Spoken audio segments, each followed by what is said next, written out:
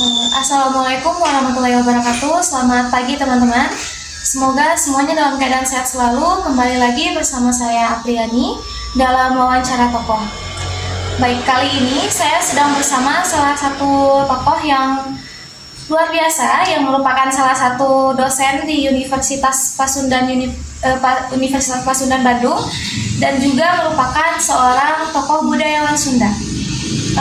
Selamat pagi Pak Hawe Setiawan. Selamat pagi Neng.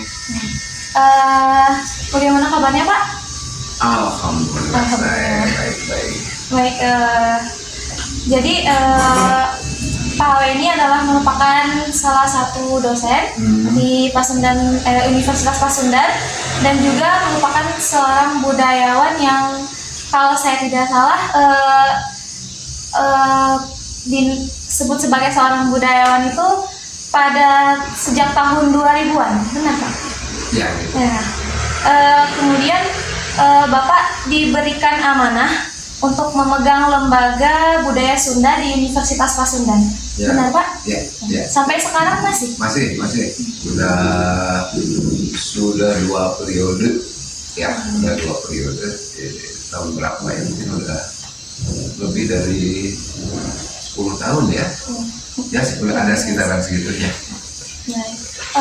Kalau saya boleh tahu, kira-kira kegiatannya apa saja dalam Di Lembaga Budaya Sunda. Oke, jadi Lembaga Budaya Sunda adalah salah satu lembaga yang berada di bawah Rektorat Unpas sebagai penerjemah visi misi Unpas. Ya. Salah satu lembaga lainnya di samping Lembaga Budaya Sunda itu namanya LP2SI, Lembaga Pengkajian dan Pengembangan Syiar Islam. Karena kita ingat visi dan misi Unpas itu kan 2 aspek. Pertama, mengembangkan nilai-nilai budaya Sunda. Kedua, mengembangkan juga nilai-nilai religiusitas Islam. Jadi diterjemahkan oleh 2 kelompok itu, 2 lembaga tersebut. Nah, saya kebagian mengelola Lembaga Budaya Sunda. Nah, jadi kegiatannya pertama di dalam penerjemahan visi-misi Unpas dalam berbagai matra. Misalnya kami tahun lalu menerbitkan sebuah buku hasil riset mengenai carita pantun Sunda, ya, untuk dijadikan bahan bacaan masyarakat yang mau tertarik menggali lagi kearifan budaya Sunda gitu ya. Juga pernah mengadakan pertemuan dengan dosen-dosen pengampu mata kuliah budaya Sunda ya. Gitu. Selain itu juga bekerjasama dengan kepala lain dalam kaitannya dengan pengembangan, pemeliharaan nilai-nilai budaya Sunda. Misalnya tahun ini kita diundang misalnya oleh suatu lembaga sejenis yang akan didirikan di Universitas Katolik Parajangan. Jadi kita sedang merancang suatu kerjasama antar universitas, mungkin dengan Unpad juga nanti ya, dengan UPI mungkin ya, yang ditujukan untuk mengembangkan kegiatan penelitian, seminar, publikasi hasil penelitian atau pemikiran mengenai kebudayaan Sunda. Kayak seperti itu juga kita kan menyediakan juga yang hal-hal yang berkaitan dengan kesenian, menyediakan fasilitator untuk kegiatan berkaitan dengan kesenian. Seperti misalnya kalau di Sunda itu kan ada orkestra Sundanya, ada gamelan, berikut penabuhnya itu melibatkan LBS. Jadi acara rutin kalau gitu ya, yang sifatnya seremonial juga kita ikut, yang sifatnya konseptual seperti yang tadi, juga sifatnya organisasional yang kerjasama dengan lembaga lain juga bisa. Baik, kira-kira sebagai seorang budayawan Sunda, menurut Bapak, mengapa Bapak akhirnya sangat tertarik untuk membahas tentang kebudayaan Sunda? Ada beberapa faktor. Pertama, saya sendiri kebetulan lahir dan besar di kota Sunda dari orang tua yang kedua-duanya kebetulan juga orang Sunda juga. Jadi sejak kecil saya terbiasa bergaul dengan lingkungan budaya Sunda ya, khususnya dalam hal bahasa. Misalnya ya, ibu saya berbicara dalam bahasa Sunda, ayah saya berbicara dalam bahasa Sunda, terus di rumah juga ada buku-buku dalam bahasa Sunda juga. Jadi sejak belum masuk sekolah saja, bahasa Sunda sudah akrab dengan diri saya, kayak gitu. Itu faktor. Jadi ada faktor latar belakang lingkungan asal ya. Yang kedua juga ada faktor yang berkaitan dengan pemikiran atau pemikiran mengenai konsep mengenai kebudayaan Indonesia. Kebudayaan Indonesia itu luas banget ya. Dan menurut hemat saya, kebudayaan yang disebut kebudayaan Indonesia yang mencakup keseluruhan kawasan Nusantara itu kan ditopang oleh begitu banyak kebudayaan setempat di Nusantara. Salah satu diantaranya kebudayaan Sunda, sebagaimana kebudayaan Jawa, Batak, Minangkabau, Sasak, ya, apalagi Bugis, ya, sampai Papua. Nah itu tidak bisa diabaikan. Saya punya kurang lebih gagasan seperti itu. Itu sebabnya karena saya kebetulan berasal dari lingkungan kebudayaan Sunda, jadi saya tertarik ikut berkecimpung di dalam memelihara dan mengembangkan, menggali lagi nilai-nilai kebudayaan Sunda untuk disumbangkan paling nggak ke lingkungan Indonesia. Kalau bisa malah ke lingkungan yang lebih luas, Asia Tenggara, bahkan dunia yang lebih luas lagi. Faktor-faktor seperti itu ya. Jadi ada faktor latar belakang personal, ada juga faktor kepedulian intelektual lah, kira-kira ya. Biasanya saya realisasikan dengan menulis atau bicara di seminar dan sebagainya. Tadi ingin mengembangkan budaya Sunda di Indonesia, kemudian sampai ke mancanegara. Kira-kira menurut Bapak hal menarik apa yang orang di luar sana harus tahu bahwa budaya Sunda itu ternyata semenarik ini? Ya, pertama kita harus meneruskan adanya jembatan antar budaya ya, antar budaya Sunda dan budaya-budaya lain di Nusantara, juga budaya di luar. Bisa dalam konkretnya, antara lain yang saya terpikir oleh saya selama ini adalah kegiatan penerjemahan. Ya, jadi kita menerjemahkan teks-teks dari bahasa Sunda ke bahasa asing atau sebaliknya. Kita menerjemahkan teks-teks dari bahasa asing dalam bahasa Sunda. Hal-hal yang perlu diketahui atau perlu diketahui oleh warga masyarakat dunia.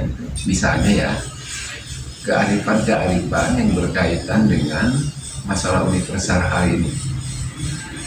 Kearifan yang berkaitan dengan lingkungan, yang pertama. Kearifan yang berkaitan dengan kemanusiaan, ya, dan kearifan yang berkaitan dengan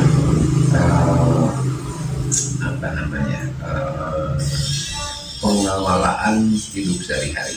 Jadi kita perlu ke dunia ikut memikirkan, misalnya kalau sekarang ada krisis lingkungan.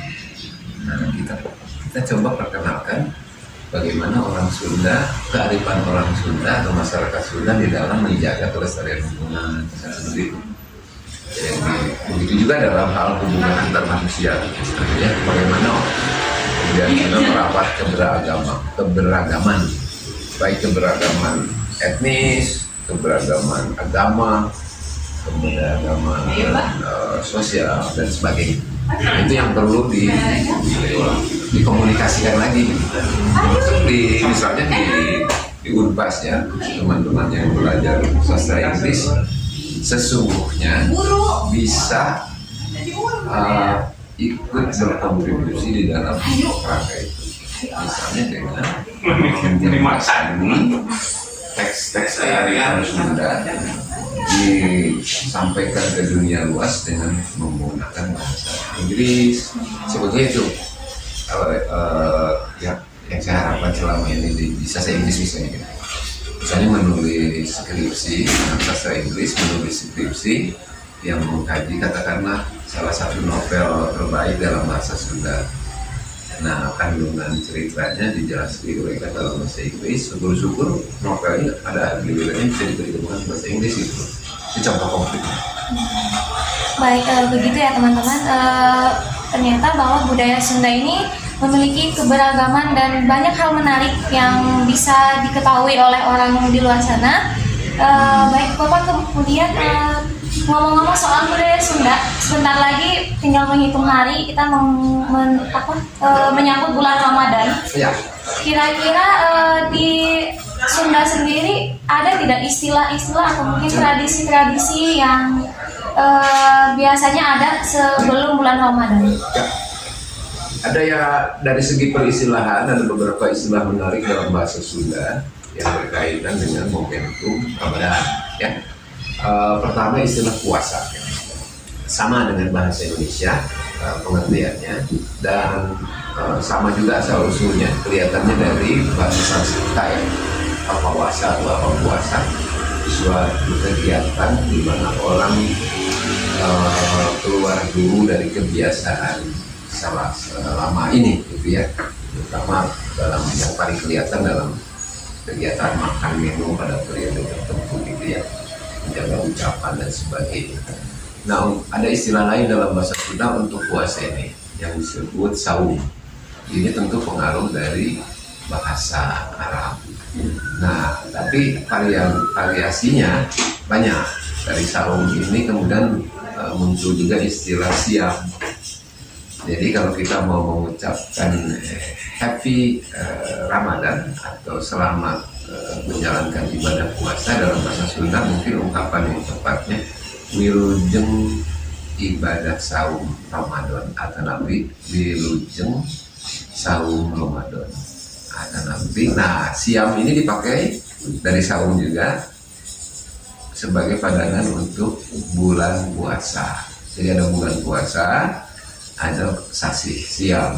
Sasi siam itu the holy month of Ramadan kayak gitu. Jadi ayeuna urang mapag sasi siam, itu artinya kita sekarang sedang menyongsong datangnya bulan Ramadan. Jadi peristilahannya banyak, saum, siam, ya, terus juga ada ngabuburit. Istilah ngabuburit itu dipakai untuk kegiatan selama bulan Ramadan bagi mereka yang menjalankan ibadah saum, untuk meluangkan waktu sepanjang siang di siang hari menjelang tibanya waktu buka puasa. Dan ini tipikal barangkali di Nusantara, istilah seperti ini atau kegiatan seperti ini barangkali hanya ada di Tatar Sunda. Istilah ngabuburit ini dari kata dasar burit yang artinya sore. Di dalam, karena bahasa Sunda itu plastis ya, dia lentur, dari kata keterangan waktu bisa menjadi kata kerja. Nggak mungkin itu di dalam bahasa Inggris. Burit sore jadi ngabuburit, jadi menyore-nyorekan diri kira-kira gitu ya, maksudnya menyongsong tibanya waktu sore hari, ngabuburit. Oh sudah gitu, ada istilah sahur ya, dan sebagainya. Nanti untuk Idul Fitri ada istilah lebaran atau boboran siam. Jadi wilujeng boboran siam itu berarti selamat hari raya Idul Fitri ya, kayak gitu. Banyak peristilahannya cukup kaya. Lalu dalam ngabuburit sendiri selama puasa itu banyak kegiatan tradisi setempat yang cukup bagus ya. Misalnya saling berkirim makanan kalau begitu ya, dari satu ke lain keluarga di lingkungan brotherhood, apa itu neighborhood ya, ke tetangga, biasa dengan misalnya tetangga dalam rantang gitu ya, makanan beli silaturahmi. Terus apa itu, ada untuk ledugan, tradisi ledugan anak-anak Jawa, bikin semacam meriam mainan dari bambu biasanya ya, dari batang bambu pakai kayu kalau dulu zaman saya. Sekarang mungkin berubah materinya, tapi masih tradisinya masih banyak sekali. Bulan puasa itu dalam kebudayaan Sunda dirayakan sedemikian rupa, dan tradisinya cukup kaya. Berbagai bentuk permainan anak Sunda juga banyak dilakukan di selama bulan Ramadan.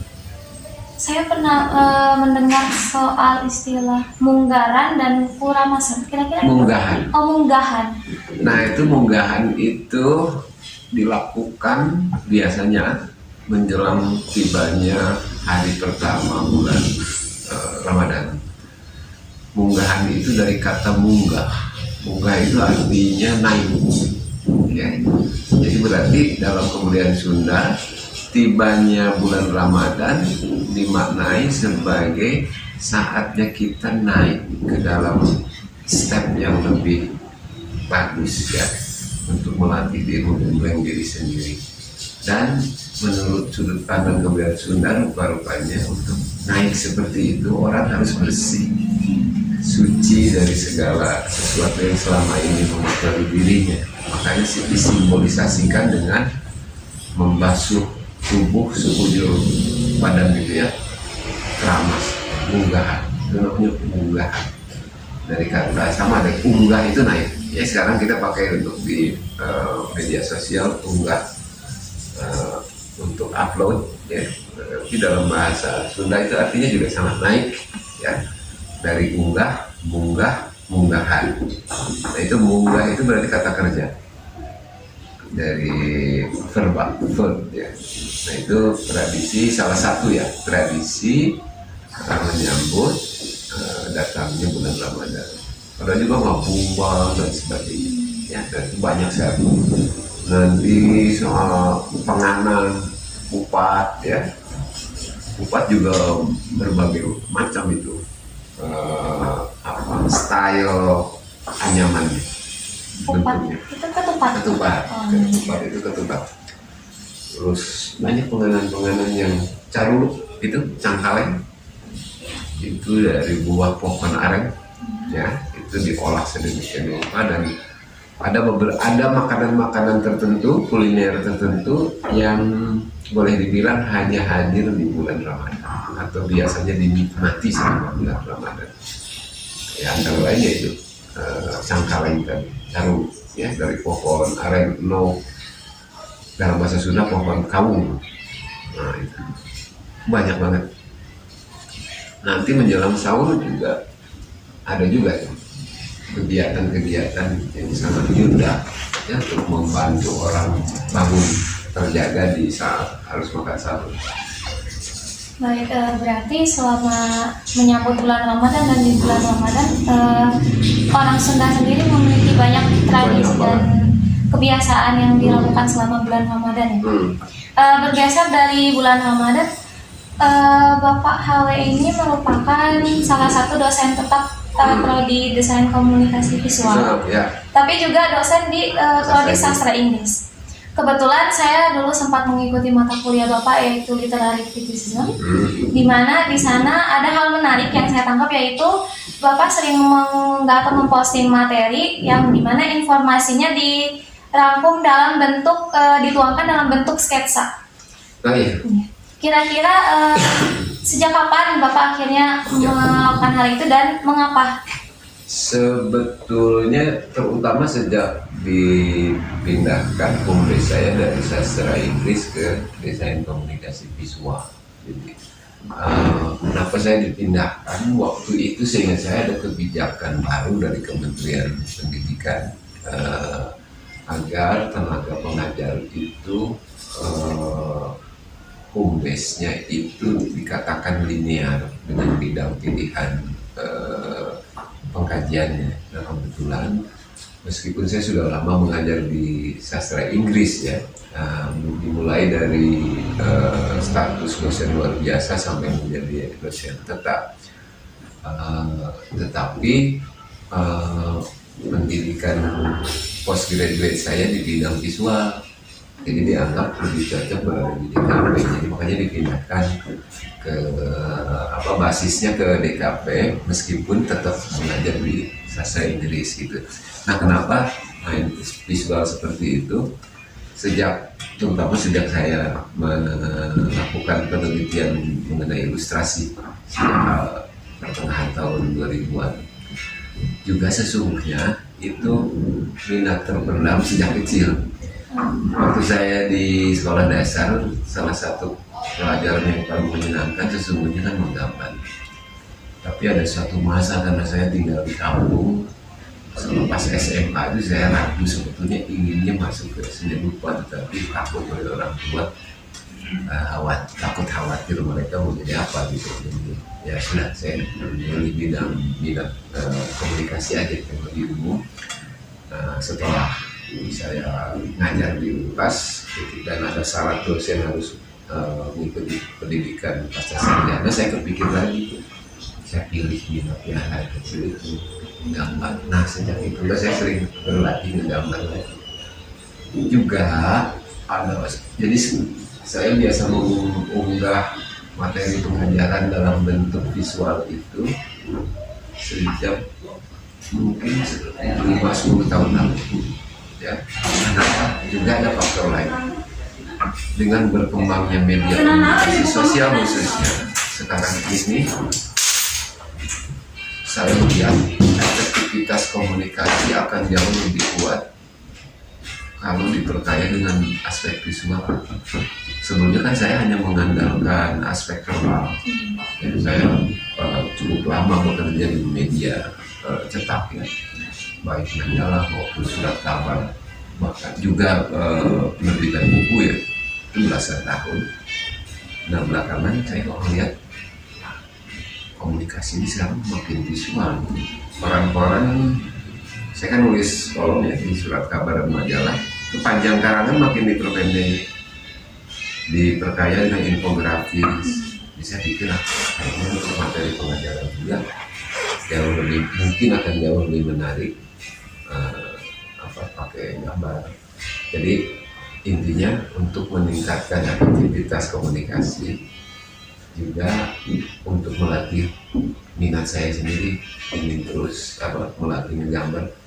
Juga buat saya sebagai terapi sih menggambar itu ya, biar nggak stres, itu nggak gila. Dan saya banyak baca buku di rumah itu.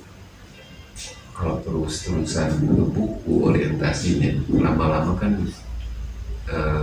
terasa berat juga bebannya. Saya imbangi dengan hobi menggambar. Jadi kalau pergi kemana-mana saya gambar, bikin sketch, sketch pemandangan, benda-benda yang saya lihat yang menarik sehari-hari itu saya tuangkan. Belakangan bahkan saya juga coba pakai medium digital seperti ini ya, untuk untuk mengoreksi gambar atau bahkan membuat gambar. Belakangan malah dipercaya oleh surat kabar pikiran rakyat untuk menggambar tiap minggu. Ini jadi ada berkah dulu. Saya tidak merasa bisa gambar, tapi ketika didapat tantangan seperti itu saya mau belajar. Ya ada berkah, saya akhirnya harus disiplin. Besok saya harus gambar tuh tiap hari Jumat, gambar.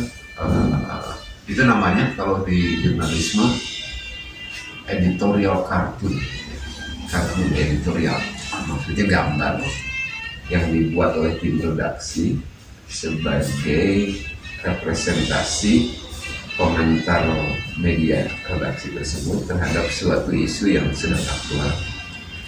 Nah minggu ini misalnya saya sedang menyiapkan, tadi sih idenya bisa dari mana-mana. Tadi ngobrol dengan istri saya, kayaknya aktual sekarang menjelang Ramadan itu ya, Ramadan. Jadi saya akan membuat kartun editorial dengan untuk pikiran rakyat minggu ini yang temanya kira-kira itu unggahan menyambut bulan Ramadan. Nggak tahu, belum kepikir visualisasi seperti apa, tapi temanya kira-kira itu. Baik. Untuk membuat sketsa sendiri, saya juga lihat Instagram Bapak. Ya, itu Iya. kanal utama saya. Di sana banyak ini postingan yang informasinya tuh dimuat melalui sketsa gambar-gambar gitu. Ya.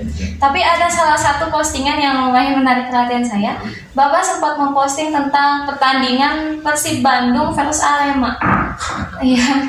Iya. Bapak pecinta sepak bola juga atau gimana? Peminat aja, Oh, seperti apa namanya, seperti banyak Bandung yang lain.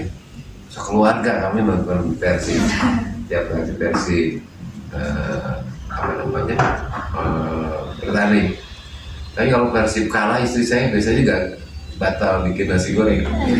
Kalau menang dia senang sekali. Ya saya ini aja komentarin, senang saya nonton aja. Kadang-kadang kalau lagi ada uang dan kesempatan nonton di stadion juga, tapi seringkali di TV aja untuk menghibur diri sendiri aja.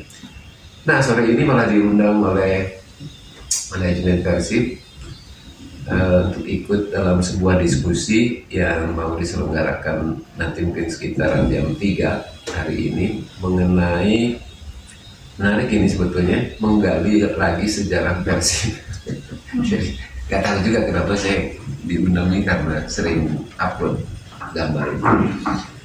Bahkan ada masanya sering banget berlatih gambar tema-tema Persib gitu. Juga sebenarnya saya belajar ke Bobotoh mereka ada beberapa akun Instagram dan Twitter Bobotoh Persib yang juga visual. Bisa lihat cara belajar mereka gambarnya seperti apa. Saya juga selalu belajar teknik gambar. Baik, sangat menarik ya Pak.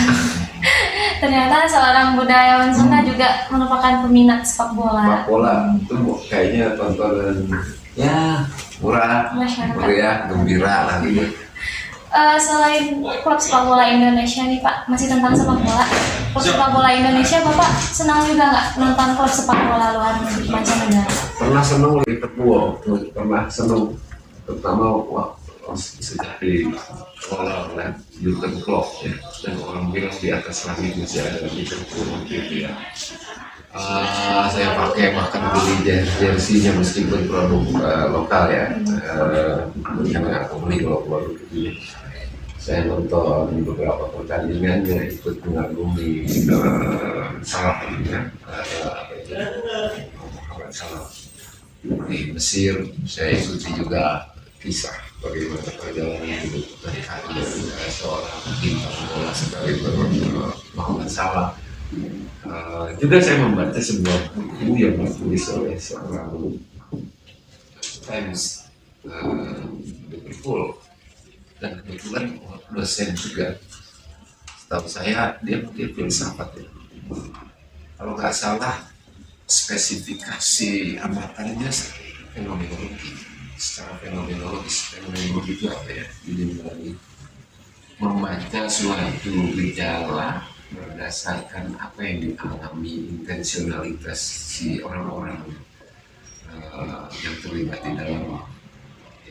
Dia itu orang Inggris, tinggal di Amerika, bekerja di Amerika Serikat. Konon setiap kali Liverpool main di Inggris, dia akan pulang ke Inggris untuk antri tiket. Konon juga dia mewarisi kebiasaan itu dari ayahnya, mungkin juga dari kakeknya. Sudah kegiatan turun-temurun dari keluarga. Dia saya lupa judul bukunya, menulis buku bagus sekali ya, mengenai bola dilihat dari sudut pandang seorang pakar di bidang filsafat ya, apa itu fenomenologi. Saya baca, bahkan saya resensi buku itu di sebuah website. Kalau kalau tidak di website Pikiran Rakyat, di website perpustakaan itu di tempat saya berkecimpung gitu. Kalau nggak salah sih di Pikiran Rakyat. Saking saya apresiasi terhadap buku itu, dan buku itu membantu saya memahami bola, peristiwa bola sebagai suatu gejala kebudayaan. Hari ini juga saya lagi baca buku lain, The Global apa itu, The Age of Football dari David Goldblatt ya. Menarik juga ya, termasuk perkembangan bola di Indonesia dijadikan salah satu bahasan. Jadi dia membahas The Age of Football itu dalam tataran global ya, Amerika Utara, Eropa Barat, Asia Timur, dan Asia Tenggara, Afrika juga ya. Nah, di dalam chapter mengenai perkembangan bola di Asia Tenggara, Indonesia termasuk dibahas. Bagus itu. Berarti sebagai salah satu penikmat sepak bola dan juga sebagai seorang budayawan, itu Bapak setiap menonton bola atau menyaksikan pertandingan bola tidak mengesampingkan atau tidak melupakan hal-hal yang mungkin bisa dikaji terkait dengan kesenian, kebudayaan. Proses. Karena di bola itu kita dapatkan bahan-bahan amatan yang sangat menarik. Dan itu kepandaian ini ya, kalau kita nonton bola melalui televisi sebetulnya bisa lebih intens mengikuti pertandingan sih memang. Fokus kita ke pertandingan. Kalau di stadion kita intensnya dalam ini atmosfer bola ini. Kalau di melalui televisi itu perhatian kita ke pertandingan sehingga intens gitu. Ada intens di dalam melihat pertunjukan bola, dan itu kepandaian harus diperhatikan, itu kepandaian editor foto, director fotografinya atau editor film itu kan pasti banyak kamera, sehingga dari satu tontonan 90 menit kita benar-benar seperti menonton drama kan, seperti halnya menonton film ya. Padahal itu jago sekali ya gitu.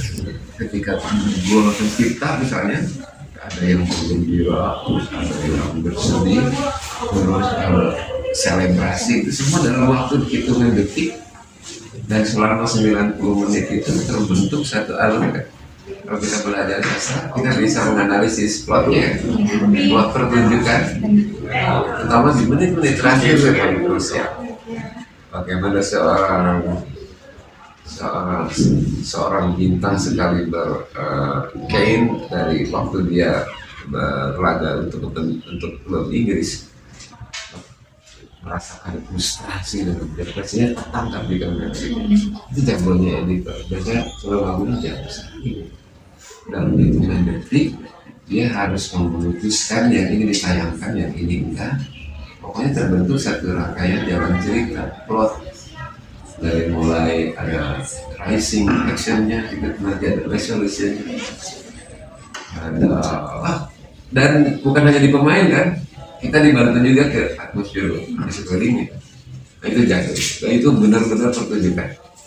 Sama aja kualitasnya dengan kita nonton motion picture, movie, film atau drama gitu, kayak banget gitu. Banyak itu aspek menarik dari bola dan musik ya, musik juga. Sekarang tinggal sedikit sih ya, tinggal sedikit yang bisa mengundang atmosfer kolektif. Salah satunya bola. Makanya bola begitu menjadi bahan kepentingan banyak orang. Baik, mungkin saya cukupkan sampai di sini ya, Pak. Terima kasih telah meluangkan waktunya dan bersedia diwawancara. Kami salam. Semoga bisa bertemu di lain waktu untuk membincangkan hal-hal yang lebih baru dan tetap bermanfaat. Amin. Terima kasih Bapak. Baik teman-teman, sekian dari saya Priyani, pamit undur diri. Wassalamualaikum warahmatullahi wabarakatuh. Waalaikumsalam warahmatullahi wabarakatuh.